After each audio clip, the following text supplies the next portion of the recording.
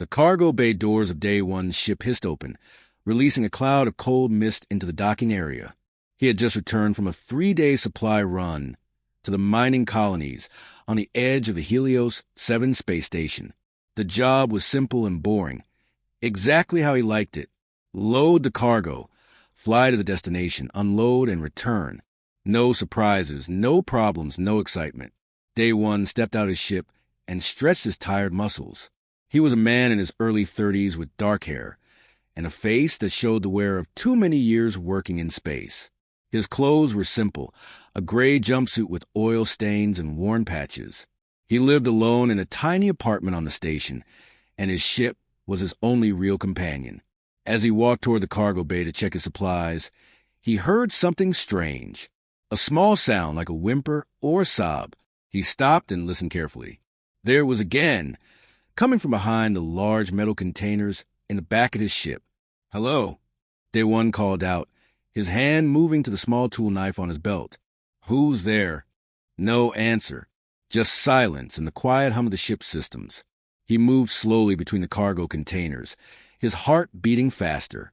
Pirates sometimes hit on ships to rob pilots, and he had no weapon except his knife. But when he reached the back corner, what he found made him freeze in surprise. 2 small figures huddled together behind a broken crate. They were children, dragon children. Their bodies were thin and dirty, covered in torn clothes that looked like rags. The older one, a girl with pale silver scales on her arms and face, held the younger one close. The younger girl had scales with a golden tint, and her eyes were wide with fear. "Please don't hurt us," the older girl whispered in broken common language. Her voice shook with terror. Day One immediately put his knife away and raised his hands to show he meant no harm. "I'm not going to hurt you. How did you get on my ship?" The girls didn't answer. They just stared at him with frightened eyes. He looked at them more carefully. Dragon children were common in the frontier stations. Many dragon families worked as laborers or traders, and these 2 looked like typical street orphans. Their clothes were dirty, their scales were dull from poor nutrition, and they had no shoes. The station had hundreds of kids like this, refugees from wars or abandoned by parents who couldn't feed them. "Are you hungry?" Day One asked, his voice softer now. The younger girl nodded slightly, but the older one pulled her closer, protective and suspicious. Day One sighed. He knew he should report them to station security, but security didn't care about orphans. They would just throw these kids into an overcrowded refugee center, where they would suffer even more. He had seen those places before. They were terrible. "Okay, listen," he said, kneeling down to their level. "I'm not going to call security, but you need to come out of there. I have food in my apartment. Real food, not station rations. You can eat, clean up, and then we'll figure out what to do. Deal?" The girls looked at each other. The older one seemed to be thinking hard, weighing the risks. Finally, she nodded slowly. Day One helped them out of the cargo bay. They were so light and thin that it made his heart hurt. When was the last time these kids had eaten properly? He led them through the station's busy corridors, keeping them close. People barely looked at them. Dragon orphans were too common to notice. His apartment was small, just 2 rooms with basic furniture. But it was clean and warm, much better than the cold streets of the station. The girl stood nervously by the door, unsure what to do. "Sit down," Day One said, pointing to his old couch. "I'll make something to eat." He went to his tiny kitchen and started cooking. He didn't have much, just some rice, vegetables, and protein bars, but he made a simple meal. When he brought the bowls to them, the younger girl's eyes lit up. The older one stopped her from eating, checking the food first, smelling it carefully. Only when she was sure it was safe did she let her sister eat. They ate like they hadn't seen food in days, probably because they hadn't. Day One watched them and felt something strange in his chest. He had lost his own family years ago in a colony raid. His wife and young son had died, and he'd been alone ever since. Looking at these scared, hungry children reminded him of what he had lost. "What are your names?" he asked when they finished eating. The older girl hesitated, then said quietly, "I'm Hannah. This is my sister, Nari." "How old are you?" "I'm 8. Nari is 6. Day one nodded. Where are your parents? Hannah's face became sad. Gone. We've been alone for a long time. He didn't push for more details. Every orphan on this station had a sad story. Do you have anywhere to go? Both girls shook their heads. Day one ran his hand through his hair, thinking he should take them to the refugee center. It was a logical thing to do, but he looked at their thin faces and frightened eyes, and he couldn't do it. Those places were horrible. Kids disappeared from there, sold to traffickers, or worse. All right, he said, surprising himself. You can stay here tonight. Tomorrow, I'll figure something out. Relief flooded Hannah's face. Thank you, she whispered. He made them a bed, using his extra blankets on the floor. They curled up together, holding each other close. As Day one turned off the lights, he noticed something odd. In the darkness, faint markings on their scales began to glow with a soft light. The patterns were intricate and beautiful, like nothing he'd seen on regular dragon children. He stood there for a moment, watching the strange glow. Then he shook his head. Probably just a genetic quirk. Some dragons had unusual scale patterns. It didn't mean anything. But as he lay in his own bed that night, he couldn't stop thinking about it. He also couldn't stop thinking about how Nari had smiled at him when he gave her food, or how Hannah had said thank you with such genuine gratitude. These kids had nothing, yet they still had hope. The next morning, Day one woke up planning to take them to the authorities. But when he saw them sleeping peacefully, looking safe for the first time in who knows how long, he changed his mind. Maybe he could keep them for a few more days, just until he found them a good home. A real home, not a refugee center. He didn't know it then, but that simple decision would change his life forever. It would also change the fate of an entire empire, because these weren't ordinary dragon girls sleeping in his apartment. They were princesses, heirs to the most powerful dragon queen in the galaxy, and their enemies were already searching for them. 3 months had passed since Day one found Hannah and Nari hiding in his cargo bay. What started as a temporary arrangement had become something permanent. He had used his connections and some credits to register as their legal guardian. The paperwork was surprisingly easy. The station authorities didn't care about 2 more orphans finding a home. Life had settled into a comfortable routine. Day one still worked his cargo runs, but now he had a reason to come home. His small apartment felt alive with the sounds of 2 young girls. They laughed, they played, and slowly they began to trust him completely. Ms. Park, an elderly human woman who lived next door, watched the girls while Day one worked. She was kind and asked no questions about where they came from.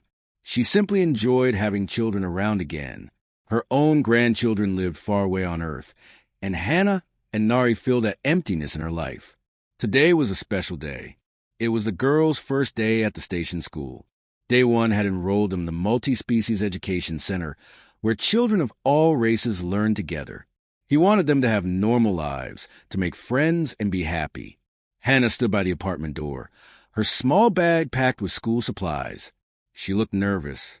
Nari held her hand tightly, her golden-tinged scales catching the morning light. You'll be fine, Day one said, adjusting Hannah's collar. The teacher is nice. I met her yesterday. Her name is Miss G1, and she's human like me. What if the other kids don't like us? Hannah asked quietly. Day one knelt down and looked into her eyes. Then those kids are stupid. You're both smart and kind. Anyone would be lucky to be your friend. Nari smiled at his words. Over the past 3 months, she had become more comfortable around him. She even started calling him Appa, the Korean word for father. The first time she said it, Day one had to turn away to hide his tears. The school was in the station's central district, a large building with children of many species running around. There were humans, dragons, blue-skinned Altarians, and even a few of the insect-like Vex people. It was noisy and chaotic and wonderful. Miss G1 greeted them at the classroom door.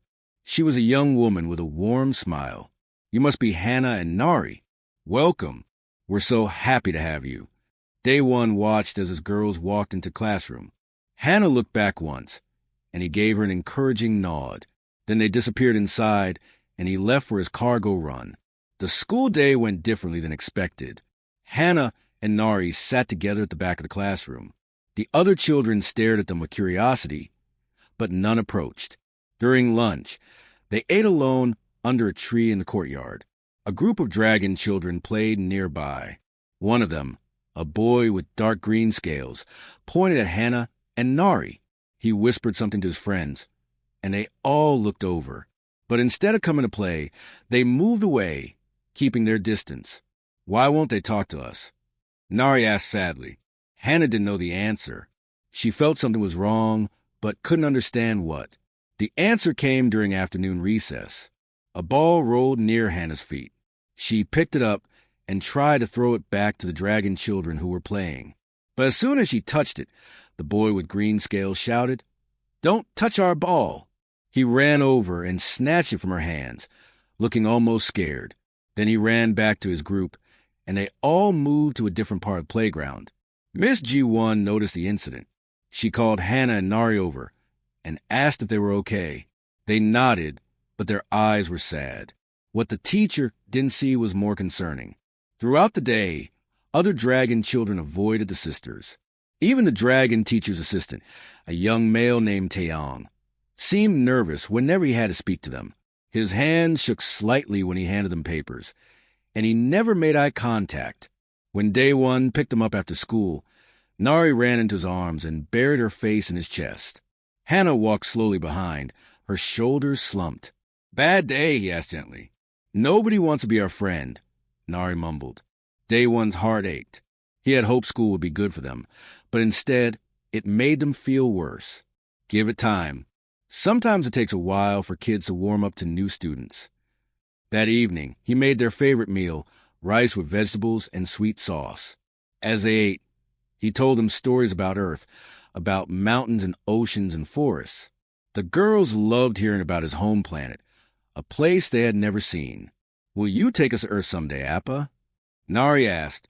The word Appa still made his heart swell. "Maybe someday. It's expensive to travel there, but maybe when I save enough credits." After dinner, something strange happened. They were sitting in the living room when suddenly Hannah stood up, her body tense. "Appa, move away from the window," she said urgently. "What? Why?" "Just move. Now." Her tone was so serious that Day One immediately stepped back. 2 seconds later, a cargo drone malfunctioned outside and crashed into the side of the building. Metal debris shattered the window where he had been standing. If he hadn't moved, he would have been badly hurt. Day One stared at Hannah in shock. "How did you know that would happen?" Hannah looked confused herself. I just felt it, like something bad was about to happen. This wasn't the first time something unusual had occurred. Last week, Nari had calmed an aggressive station dog that was about to attack a child. She simply walked up to it, placed her hand on its head, and the animal became peaceful and gentle. The dog's owner had been amazed. Day One began to realize that these girls were different from normal dragon children. Their glowing scale markings, Hannah's ability to sense danger, Nari's calming presence. These weren't normal abilities. The next week at school, things got stranger. During language class, the teacher played an audio recording in High Dragon language. It was an ancient dialect that only scholars and nobility learned. Regular dragon children couldn't understand it, but Hannah raised her hand and translated it perfectly. The entire class went silent. Even Taeyong, the assistant teacher, turned pale and left the room quickly. Miss G1 praised Hannah, but she looked concerned. After class, she asked Hannah where she had learned High Dragon language. Hannah realized her mistake and said her mother had taught her before she died. It was a lie, but the teacher accepted it. That evening, Day One received a message on his communication device. It was anonymous with no sender information. The message was short and chilling. "They are not safe with you. Return them." His blood ran cold. Return them? To whom? He immediately deleted the message and checked the apartment security system. Everything seemed normal, but he couldn't shake the feeling of being watched. He didn't tell the girls about the message. Instead, he held them a little closer that night as they watched a movie together on his old screen. Nari fell asleep on his lap, and Hannah leaned against his shoulder. "Appa!" Hannah whispered in the darkness. Yes. Thank you for keeping us. We're happy here. Day one kissed the top of her head. I'm happy too. You're my family now. But even as he said those words, worry gnawed at his mind. Who had sent that message? Why did other dragons avoid his girls? What were Hannah and Nari hiding from him? He would get his answers soon enough. And when he did, his simple life would never be the same again. The breaking point came 2 weeks after the mysterious message. Day one had been watching the girls more carefully, noticing things he had ignored before. The way other dragons stared at them with a mix of fear and awe. The way Hannah sometimes spoke with perfect grammar in high dragon language when she was upset. The way Nari's eyes glowed bright gold when she was scared. That morning, the station held a celebration for Founding Day. Everyone gathered in the main plaza where merchants sold food and children played games. Day one took Hannah and Nari, hoping they could have fun and forget about their troubles at school. The plaza was crowded and noisy.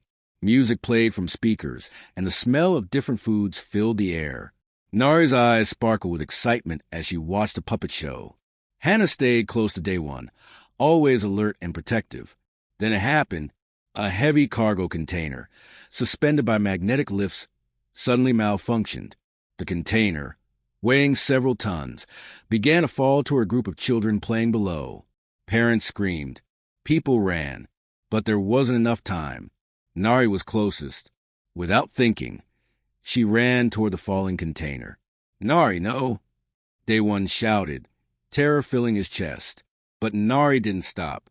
She reached the spot just as the container was about to crush a small human boy. She raised her tiny hands above her head, and what happened next made everyone freeze in shock. Nari caught the container. Her small 6-year-old body held up several tons of metal like it weighed nothing. Her scales glowed bright gold, and her eyes blazed with inner fire. She held the container steady, while the boy scrambled away to safety. Then she gently set the container down on the ground, as if it were made of paper. The entire plaza went silent. Hundreds of eyes stared at the little dragon girl, who had just displayed impossible strength. Dragon children were strong, but not like this. No child should be able to do what Nari had just done. Day one rushed to her and pulled her into his arms. She was shaking, scared by what she had done. Hannah ran to them, her face pale with fear. "We need to leave," Hannah whispered urgently. "Now." But it was too late. The crowd began whispering. People pointed and stared. Some took pictures with their devices. Within minutes, the video would be all over the station's network. Day one carried Nari and held Hannah's hand as they pushed through the crowd. His mind raced. What was Nari? What were both of them? These weren't normal abilities. This was something else entirely. Back at the apartment, he sat the girls down on the couch. His hands were shaking, not from anger but from fear and confusion. "Tell me the truth," he said firmly. "All of it. No more secrets. Who are you really?" Hannah looked at Nari, and tears filled both their eyes. Hannah took a deep breath, and when she spoke, her voice was different, more formal, more refined, the voice of someone who had been trained to speak to courts and councils. "My name is not just Hannah. I am Princess Hannah, first daughter of Queen Yojin, ruler of the volcanic reaches. This is Princess Nari, my sister, and second daughter of the Queen. We are heirs to the Dragon Empire." The words hit Day one like a physical blow. He sat down heavily in his chair, trying to process what he had just heard. Dragon Empire. Queen Yojin. He knew those names. Everyone in the galaxy knew those names. Queen Yojin was called the Scorching Sovereign. She ruled 12 star systems with absolute power. Her military was feared across the galaxy. She was known for her fierce protection of dragon kind and her ruthless destruction of enemies. And these 2 little girls sleeping in his apartment were her daughters. "Why are you here?" he asked, his voice barely a whisper. "Why are you hiding on a frontier station?" Hannah's tears fell freely now. There was a coup. Our uncle, Prince Donghyun, tried to take the throne. He attacked the palace. Mother sent us away to keep us safe. She said she would come for us when it was safe, but we were betrayed. The people who were supposed to protect us sold us to slavers. We escaped and hid on your ship. That was 6 months ago. Nari added quietly, "We've been waiting for Mother, but she hasn't come.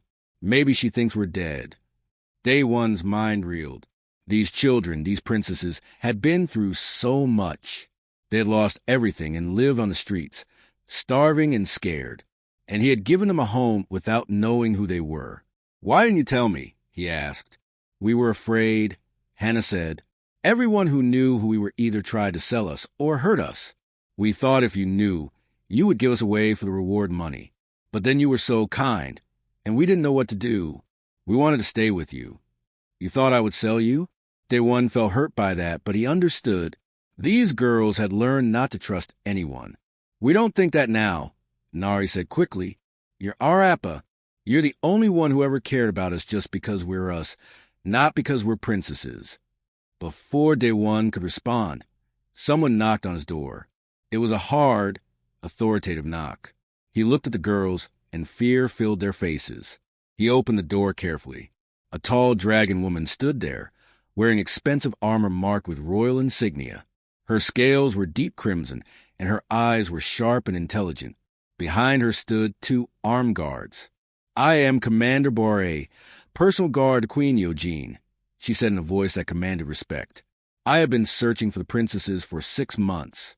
My sensors detected unusual dragon energy signatures in this area. Are they here?" Day One's hand tightened on the doorframe. Every instinct told him to protect the girls, to lie, to fight if necessary. "Who's asking?" he said carefully. Boire's eyes narrowed. "I am their protector, sent by their mother. I mean them no harm. Lots of people said that." Day One replied, "The girls told me about being betrayed." For the first time, Boire's hard expression softened slightly. "You know who they are?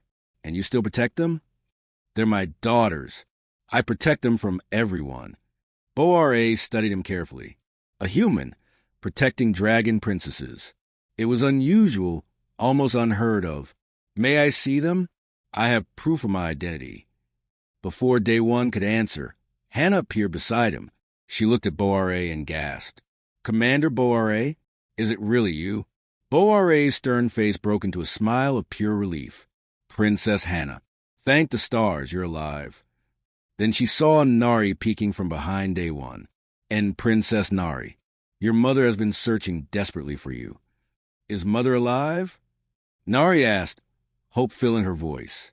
The station's alert sirens began wailing 2 hours later. 12 warships had appeared at the edge of the system, all bearing the mark of Prince Donghyun. They demanded the surrender of the princesses, or they would destroy Helios. 7 station, and everyone on it. Day One stood in the station's command center alongside Commander Boire. The station director, a nervous human named Mr. Kim, looked at them with wide eyes. "We can't fight 12 warships," Mr. Kim said, his voice shaking. "We have to give them what they want." "No," Day One said firmly. "We're not giving them children. We're going to fight." "Fight? With what?" "We have 3 security ships and a few cargo haulers with light weapons. They'll destroy us in minutes." Boire stepped forward. "I have 4 Royal Guard ships. That makes 7 total. Not enough. But perhaps we can hold them until the Queen's main fleet arrives. I've already sent a distress signal." "How long until the Queen arrives?" Mr. Kim asked. 6 hours, maybe 7. "We'll all be dead in 1 hour," Mr. Kim moaned. Day One looked at the scared people in the command center. Then he turned to Boire. "Can you broadcast a message across all channels? I want everyone in the galaxy to see this." Boire nodded and activated the communication system. Suddenly, Day One's face appeared on screens across the station and on every ship in the system. Even the enemy warships received the broadcast.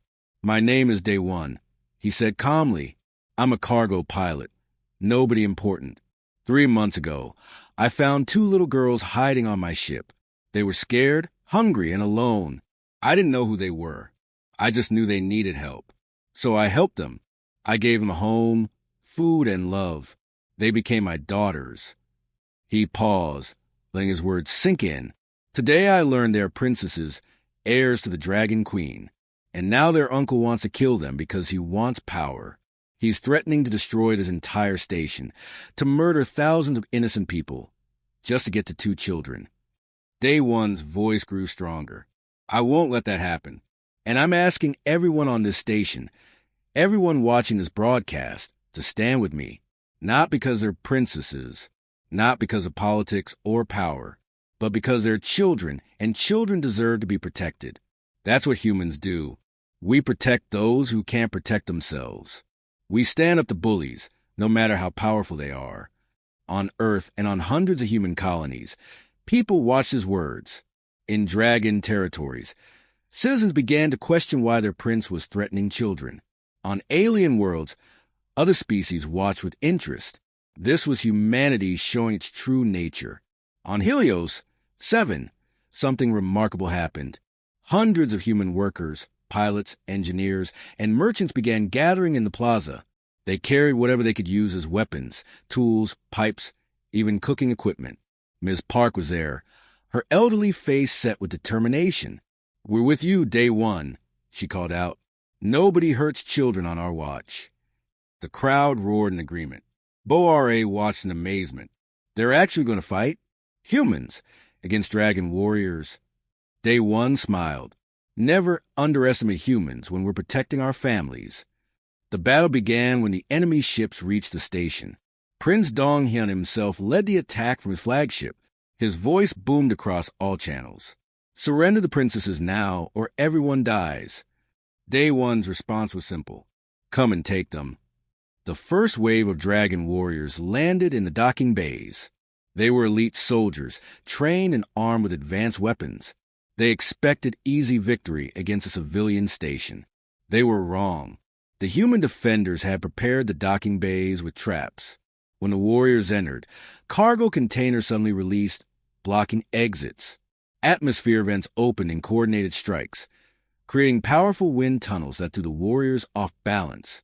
Then the humans attacked with improvised weapons and sheer determination. In the command center, Day One coordinated the defense with Bo-Ra's tactical knowledge. She had to admit, human creativity was impressive. They couldn't match dragon strength, so they used the environment itself as a weapon. Docking Bay 3 is breached, a defender reported. "They're coming through." "Release the fire suppression foam," Day One ordered, then seal the doors behind them. The foam covered the dragon warriors, making the floor slippery and their vision poor.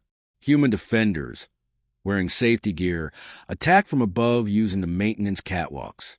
But the enemy kept coming. More and more warriors flooded into station. The defenders were being pushed back, taking casualties. It was only a matter of time before they were overwhelmed. In Day One's apartment, Hannah and Nari watched the battle on a screen. They were supposed to stay hidden, protected by 2 of Bo-Ra's guards. But watching people die for them was unbearable. "We have to help," Hannah said. "Princess, you must stay here," one guard said. "It's too dangerous." Nari looked at her sister. "These people are fighting for us, Hannah. Appa is out there risking his life. We can't just hide." Hannah nodded. She was young, but she was also a princess, trained from birth to one day lead. "You're right. Let's go." Before the guards had stopped them, both girls ran out of the apartment. They knew the station well after months of living there. They reached the main battle zone in minutes. What happened next became legendary. Hannah stood in the center of the plaza, her scales glowing silver white. She spoke in high dragon language, her voice carrying across the battlefield with authority. "I am Princess Hannah, first heir to the volcanic reaches. I command you to stop this attack." Several enemy warriors hesitated. Fighting soldiers was one thing. Attacking a royal princess directly was another. Nari stepped forward, and her scales blazed gold. Her ability to calm and soothe extended outward like a wave. Dragon warriors who were about to attack suddenly felt doubt. Was this right? Killing children for a power-hungry prince? One warrior lowered his weapon. Then another, and another. Prince Donghyun, watching from his flagship, roared in fury. "Kill them! Kill them now, or I'll kill you myself." But his control was breaking. Seeing the young princesses, brave and dignified, made many warriors question their orders. These were just children. What kind of monster threatens children? Then something unexpected happened. Day One's broadcast had reached the Dragon Empire's civilian population. Millions of dragons saw their princesses standing bravely against their uncle's army. Public opinion turned sharply against Prince Donghyun. Protests erupted on dragon worlds.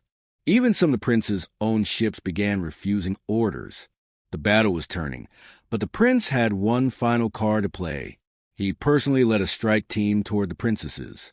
If he couldn't capture them, he would kill them himself. Nothing would stop him from taking the throne. Day One saw the prince's ship landing and ran toward the plaza. Bo-Ra and her guards followed. They reached Hannah and Nari just as the prince and his loyal warriors emerged. Prince Donghyun was massive, twice the size of normal dragons, with black scales and eyes full of hate. He looked at the princesses with contempt. "You've caused me so much trouble. Time to die." Day One stepped in front of the girls, a simple tool knife in his hand, against the prince's massive claws. "You'll have to kill me first." The prince laughed. Gladly. He raised his claw to strike. Bo-Ra and her guards prepared to defend, knowing they couldn't win. The human defenders charged forward desperately. Time seemed to slow down. Then the sky lit up with fire. Massive ships appeared overhead, dozens of them, all bearing the royal mark of Queen Yeojin. The queen herself descended from the largest ship, wings spread wide, scales blazing like the sun itself. She was magnificent and terrifying, a being of pure power and fury. "Brother," she said, her voice making the ground shake, "step away from my daughters." Prince Donghyun looked up at his sister and knew he had lost. The queen's full fleet surrounded the station. His ships were outnumbered 10-1. The battle was over. Queen Yeojin landed in the plaza, and her presence made everyone kneel. Everyone except Day One, who still stood protectively in front of Hannah and Nari. The queen looked at him curiously. Then she looked past him and saw her daughters, alive and well. Tears filled her ancient eyes. "Mother!" Nari cried and ran to her. "My babies," the queen whispered, gathering both girls into her arms. "I thought I'd lost you forever." After the reunion, the queen turned to Day One. "You are the human who protected them?" "Yes, your majesty." She studied him for a long moment. Then, to everyone's shock, the most powerful dragon in the galaxy bowed to a simple human cargo pilot. "You have my eternal gratitude. Name your reward, and it shall be yours." Day One looked at Hannah and Nari, who watched him with hopeful eyes. "I don't want a reward. I just want to know they'll be safe and happy." The queen smiled, understanding something important about this human. "You love them. They're my daughters." The queen nodded slowly. "Then they shall remain so." 2 weeks had passed since the battle at Helios 7. The station had become famous across the galaxy. News broadcasts called it the day humanity stood strong and the battle of the brave. Day One's speech had been played millions of times on every world. The images of humans fighting alongside dragons for the sake of 2 children had touched hearts everywhere. The station was being repaired. Queen Yeojin had sent construction crews and paid for all the damages. She had also given generous compensation to the families of those who died defending her daughters. The humans who fought were being called heroes, and Ms. Park had been personally thanked by the queen herself. Prince Donghyun was now in prison, awaiting trial for treason and attempted murder. Many of his followers had surrendered and begged for mercy. The queen was reviewing each case carefully. Some would be punished, but others who had been forced to follow orders were being pardoned. Day One stood in the station's observation deck, watching the repair ships work. His life had changed completely. He was no longer just a simple cargo pilot. The galaxy knew his name now. He had received thousands of messages from people across different worlds, thanking him for showing what courage really meant. But he wasn't thinking about fame or glory. He was thinking about a conversation he needed to have. "You've been avoiding me," a voice said behind him. He turned to see Queen Yeojin. Even in her smaller, more human-like form, she was impressive. Her scales gleamed like polished rubies, and her eyes held ancient wisdom. She wore simple robes today, not her royal armor. "I'm not avoiding you, your majesty. I've just been busy helping with repairs. She smiled slightly. You're a terrible liar. Day one, you've been avoiding this conversation because you know what I'm going to ask. He said nothing, just looked back out the window. The Queen stepped beside him. My daughters need to return to the volcanic reaches. They have duties, education, and a role to play in the Empire. You understand this, yes? I understand, Day one said quietly. His heart felt heavy, like a stone in his chest. But they refused to leave without you. He looked at her in surprise. For 2 weeks, I've tried to convince them to come home, the Queen continued. They say this station is their home now. They say you're their father, and they won't leave you. Nari cries every time I mention it. Hannah simply says no and walks away. Despite his sadness, Day one smiled a little. That sounded exactly like his girls. I could order them to come, the Queen said. I am their mother and their queen. But I've learned something from watching you. Sometimes love is more important than duty. Sometimes the bond we choose is stronger than the bond of blood. She turned to face him directly. I have a proposal. Come with us to the volcanic reaches. Become their official guardian and teacher. Teach them about humanity, about courage, about kindness. Be the father they need. In return, I will make you an official ambassador between humans and dragons. You will have a voice in my court, and through you, humanity will have a true ally. Day one stared at her. You want me to live in the Dragon Empire? In the royal palace? Yes. Is that so terrible? I'm nobody, your majesty. I'm just a cargo pilot. I don't know anything about politics or diplomacy. I can't help you run an empire. The Queen laughed, a warm sound that surprised him. You're right. You know nothing about politics. But you know about something far more valuable. You know about integrity. You know how to do what's right, even when it's hard. That's what I need. That's what my daughters need. That's what the whole galaxy needs to see. What about my life here? My work, my friends? Bring Ms. Park if she wants to come. Bring anyone you wish. I will give them all places of honor. As for your work, you'll have more important work as an ambassador. Day one thought about it. He thought about his small apartment, his cargo ship, his simple routine. Then he thought about Hannah and Nari, their smiles, their laughter, the way Nari called him Appa, and the way Hannah held his hand when she was scared. Can I think about it? He asked. Of course. Take your time. But before he could say more, 2 familiar voices shouted from the doorway. Appa! Hannah and Nari ran to him, throwing their arms around his waist. They had been listening. Of course. Children always found a way to hear important conversations. Please come with us. Nari begged. Please don't leave us. We need you, Hannah added. Mother is wonderful, but you're our Appa. We need both of you. Day one looked down at their hopeful faces. Then he looked at Queen Eugene, who watched with knowing eyes. She had brought the girls here on purpose, knowing they would convince him better than any argument she could make. You played dirty, your majesty, he said with a slight smile. I learned from the best, she replied. My daughters told me how you use cookies to convince them to try vegetables. Sometimes the indirect approach works best. He knelt down and hugged both girls. Okay, I'll come with you, but I have some conditions. Name them, the Queen said. First, the girls continue their regular education, not just royal training, but normal school with other children. They need friends their own age. Agreed.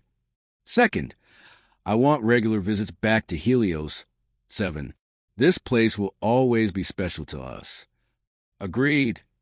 Third, I want to help establish cultural exchange programs between humans and dragons. Real programs, where people learn and understand each other. The Queen smiled widely now. You're already thinking like an ambassador. Agreed. Anything else? Yes. No more secrets. If there's danger, if there are threats, I need to know. We face things together as a family. Queen Eugene extended her hand in the human custom. You have my word, Day one. Welcome to our family. They shook hands, sealing the agreement that would change the relationship between humans and dragons forever. The next day, the entire station gathered to see them off. Ms. Park was coming too, excited about the adventure. She had always wanted to see the Dragon Empire, she said. Other humans were volunteering to join the cultural exchange program. The battle had created bonds that would last for generations. As Day One boarded the Queen's flagship with Hannah and Nari holding his hands, he looked back at his old cargo ship one last time. It seemed small now, a relic of his old life, but he didn't feel sad. He felt excited about what was coming. The journey to the volcanic reaches took 3 days. During that time, Day One learned more about dragon culture, history, and politics. It was overwhelming, but Hannah and Nari helped him, teaching him what they knew. They were good teachers, patient and kind. When they finally arrived at the capital world, Day One understood why dragons were so proud. The planet was beautiful, with volcanoes that glowed with inner fire and cities built into mountainsides. The royal palace was carved from a single massive volcano, its halls lit by flowing lava contained in crystal channels. The people came out to see their princess's return. Thousands of dragons lined the streets, cheering and crying with joy. Hannah and Nari waved them, and the crowds roared with approval. When they saw Day One walking beside them, the cheering grew louder. The human who protected their princesses was welcome here. A ceremony was held that evening. The Galactic Council sent representatives. Other species leaders attended in person or through holograms. The Queen officially declared a new alliance between humans and dragons. She named Day One as the first human ambassador and gave him the title Guardian Kin, a sacred honor in dragon culture. But the moment Day One remembered most came later that night. After all the ceremonies and speeches, after all the important people had left, he sat with Hannah and Nari in their new quarters. The room was huge compared to his old apartment, with expensive furniture and decorations. But the girls had insisted on having a simple couch brought in, one that looked like the old one from the apartment. They sat together, the three of them, watching the stars through a massive window. The galaxy stretched out before them, full of possibilities and adventures. Appa, Nari said sleepily, leaning against him. Are you happy? Day One looked at both girls, then at the incredible view, then back at them. Yes, he said honestly. I'm happy, even though everything changed. Hannah asked. Everything changed the day I found you in my cargo bay, he replied. That was the best day of my life. Ours too, Hannah said, taking his hand. Below them, the palace hummed with activity. Humans and dragons worked together now, learning from each other, building something new. The Queen had already started implementing the exchange programs. Schools were being established where children of all species could learn together. Trade agreements were being signed. Art and music were being shared. One human's simple act of kindness had started all of this. Because Day One had chosen to help 2 scared children instead of turning them away, the entire galaxy was changing. Other species watched and wondered if they could build similar bridges. If humans and dragons could overcome their differences, maybe everyone could. Years would pass.